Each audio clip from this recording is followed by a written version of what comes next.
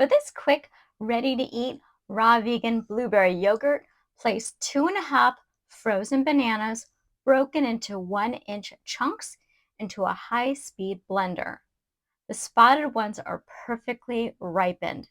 Add 1 teaspoon raw cacao powder, 3 tablespoons refrigerated coconut water, blend on low. You may need to press the sides down with a spoon to make it creamy.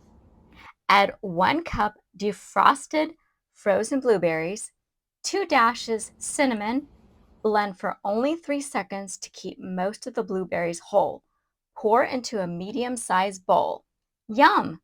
Measure out 1 tablespoon flax seeds, thoroughly grind in a small coffee grinder until it becomes a powder. Add to the yogurt. Gently mix the flax seeds into the yogurt for a thicker, creamier texture. It tastes like yogurt, but without the sour aftertaste. I love the sweetness from the ripe bananas, creaminess, and the bursts of tartness from the blueberries. Recipe below.